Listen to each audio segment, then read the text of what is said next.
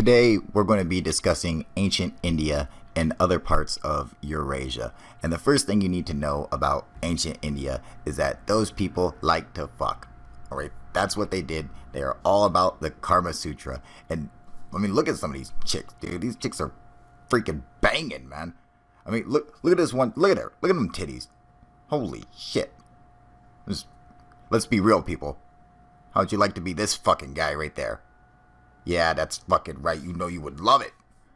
But enough of the Karma Sutra stuff. Let's get on to the interesting stuff, like the Kalisya Temple. Now, this place is incredible. They cut this temple out of the living rock, all right? The rock that's attached to the earth. They just cut it right out from the top down and excavate it all the way around it.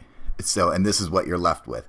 Now, what's interesting is that I mean, the stone is so hard, all right? There's I forget who it was, but I believe it was a Muslim leader of some army or whatever that fought in India, and he ordered his entire army to destroy this temple, and his army spent a year just doing everything they can to it, just hitting it with hammers and stones and everything, and this is still what's left of it.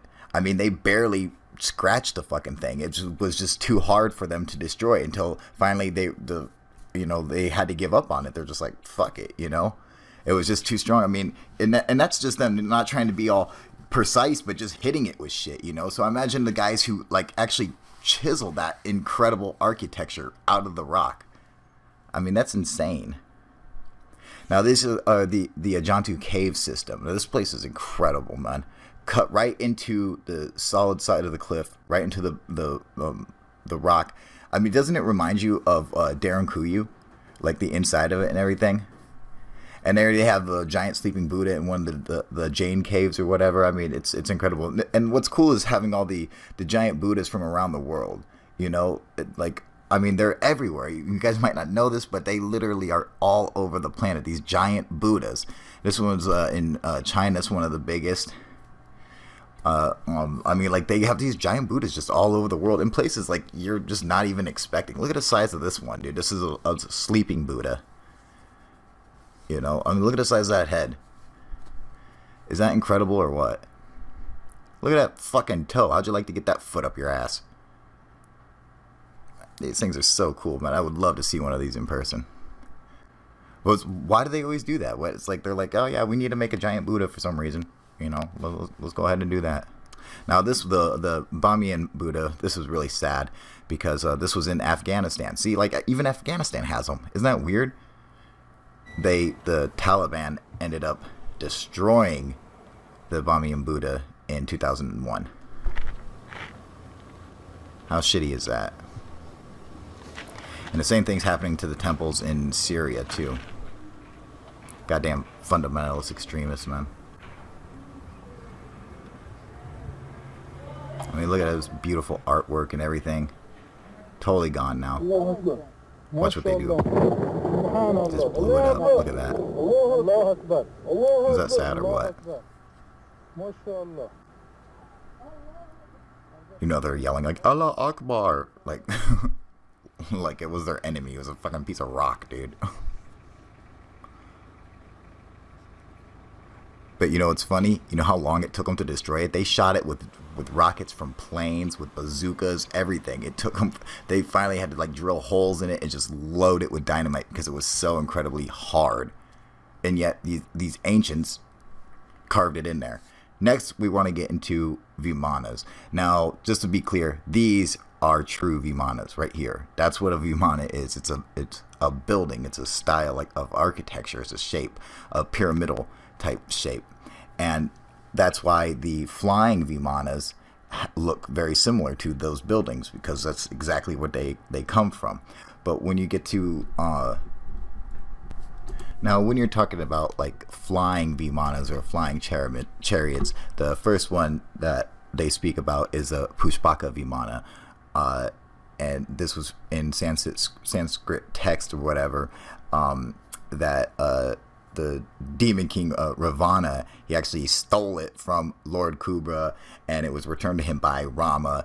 And these are like from the Jain text or whatever. But but that's like the main time they discuss of the flying Vimanas. Other than that, a lot of people like to reference Vimanika Shastra. However, Vimanika Shastra isn't actually an ancient text. All right, it's a newer one. It was written in the 1800s, and it's described as the aeronautics of Vimana or whatever.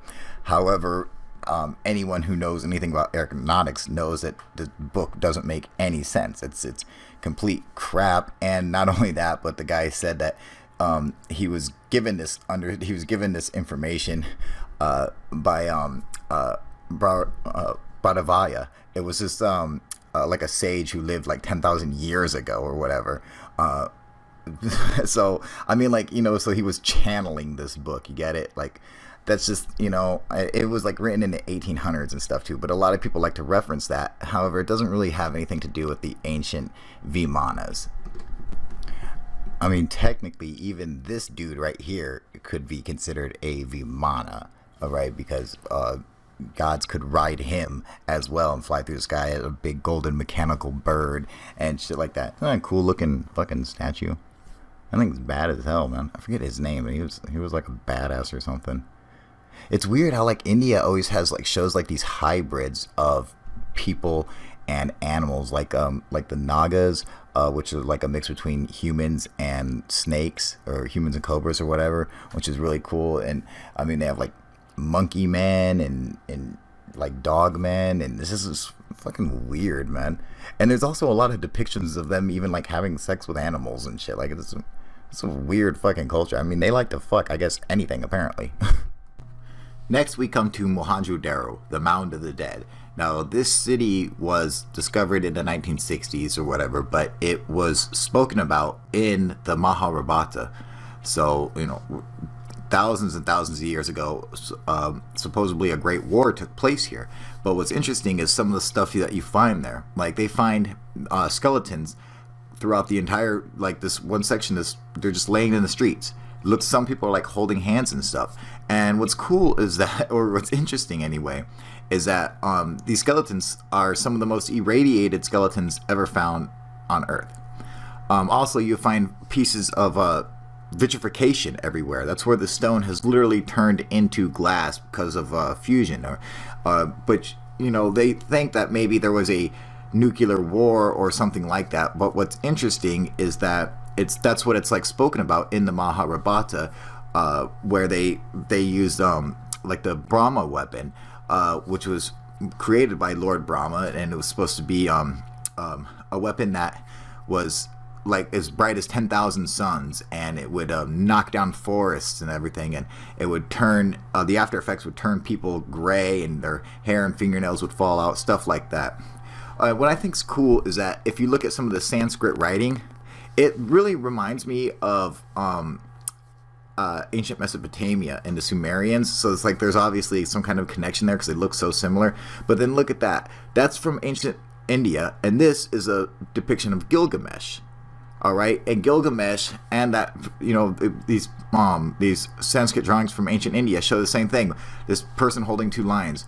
Look at that. Now, when's the last time you've seen a hairy elephant? I'm just gonna go ahead and say that's a mammoth. That's probably old as shit, you know. But then here's Hercules, you know, killing two lions and stuff. So there's like a parallel that you could draw between like Hercules and this warrior from ancient India and Gilgamesh, and they all like have the same kind of like look to them. Also, look at some of the Sumerian statues with the wide eyes and stuff, and people say that looks like they have some kind of relationship with gray aliens because of the big eyes. But look at this stuff found at Mohenjo-Daro. All right, now these motherfuckers look like aliens to me, but look at some of these guys and look at some other depictions. This is a drawing of an alien that was spotted in Pascagoula, all right, in a really famous encounter. I mean, look at the pointy nose and the pointy ears and things. It's so weird. It's just, you know. And then like look at these guys. Look at these eyes and shit with these big heads. These little guys with these big eyes. I mean, and this is another depiction of an alien that was actually reported.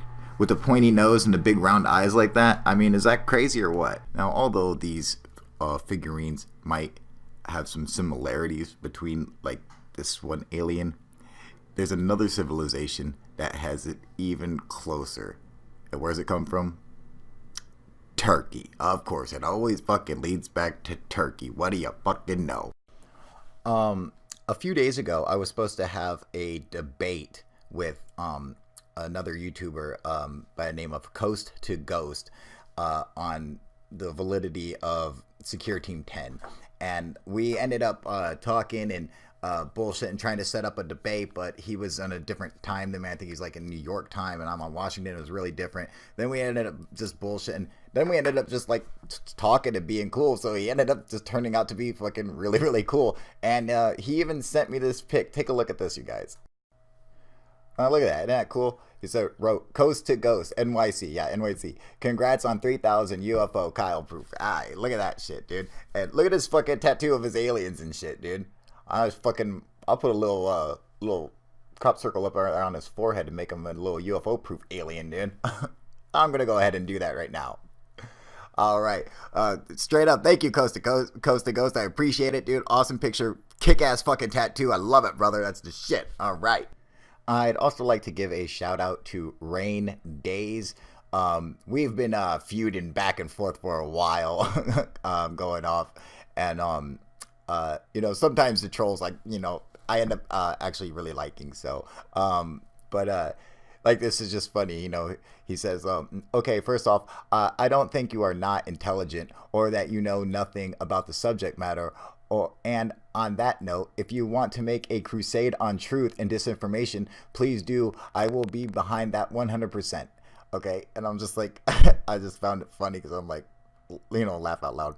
Maybe you should have looked around my channel to see what it's all about first. What if I am a crusader for the truth? Unfortunately, he obviously didn't look around my channel, or he would know I am a hardcore crusader for the truth. He probably doesn't understand why, but, hopefully if he looks around at some of my videos and maybe watches my vlog or something, he'll understand why. But just to give you a shout out, Rain Days, there you go, buddy. All right, so for anyone who doesn't know, if you want to come and join my website and join us with our live chats and bullshit about UFOs and tell us your UFO stories, or basically anything UFO or ancient alien related, just come to my website. Now you can just go to my homepage right here on YouTube and click right on my website. The link will take you straight to it. Now, if you want to come and join the live chats, you have to remember you have to sign up first. You have to become a member first, which it's free, and we're not going to spam you or none of that bullshit, so no worries, all right? But after you sign up, you would go to the chat room right here. Okay, once this loads up, this has a couple different options for you to pick through when getting your camera, or if you just want to text chat, or if you just want to talk on the microphone. Either way, you don't have to be on camera if you don't want to. So just to show you real quick, you would go to go. Okay, now I'm going to go to start broadcasting. Now I'm going to choose a camera. There's me right there. Hello. So this will be the camera that I choose. Continue. Now I have a separate microphone, so I'm going to select that microphone. And then open microphone or push to talk. But I'm going to do open microphone. Bam, and there I am. Easy as pie, right? All right, so now that we got that, you can also get the Tiny Chat app, and this will allow you to join into the conversation too, straight from your phone or your tablet. Just sign up, and the room is called Rudder Nation. All right, download that and sign up and join it from the app too as well. I used the app just the other day; it works great, so no problems there. Also, one thing I think that's real important for everybody is that, like, they have the UFO blacklist, that's started by our friend Constantine over at UFO Theater, and that's a list that tells you all the shitty UFO channels out there. But what about all the good UFO channels? So I decided that's why I'm going to start the UFO white list. What it is if you come here and suggest any UFO channel that should, you think is good quality, that has, you know, good sightings, is a reliable source. You know, they're critical thinkers. They actually believe in real ufology. No bullshit. They don't post any fake UFO videos or none of that shit. That's the kind of people I'm looking for. No one who misidentifies stuff. If you can't identify it, I mean, like, if you're not able to research your own footage, then there's an issue. So no car headlights in the distance, no fake airplanes, no balloons, no planets or stars or meteorites. If you're filming that stuff and you think it's a UFO and you don't know, well, you got to learn how to do better research, all right? So we're going to try to avoid all of those channels as well. Don't be butthurt if you come and suggest a name and I don't put it on there. You know, it's not going to be a very big list because there's not that many awesome UFO channels out there. I'm not even on the list. So, but if you guys think of any, come and post it here and let me know, and I'll go and research them and find out if they make the cut. Are they good enough for the UFO whitelist? All right, you guys. UFO proof out.